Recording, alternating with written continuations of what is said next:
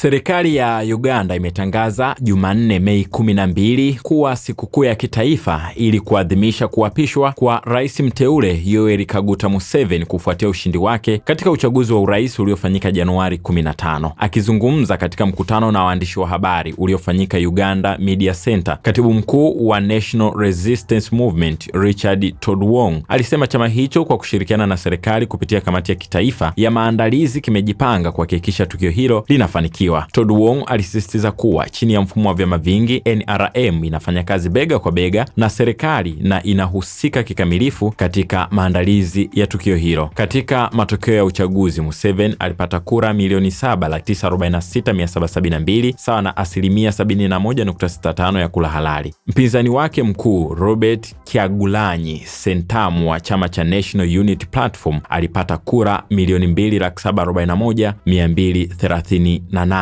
sawa na 24.72. Nafasi ya tatu ilichukuliwa na Nathan Nandala Mafabi wa Forum for Democratic Change aliyepata kura 209,039 sawa na 1.88, huku wagombea wengine wakipata chini ya 1%. Kwa mujibu wa Todwong, chama tawala kilishinda viti 372 kati ya 529 vya ubunge pamoja na kushika nafasi nyingi katika serikali za mitaa, ikiwemo nafasi 117 za wenye viti wa wilaya. Nini maoni yako? Shiriki nasi kwenye comment. Asante.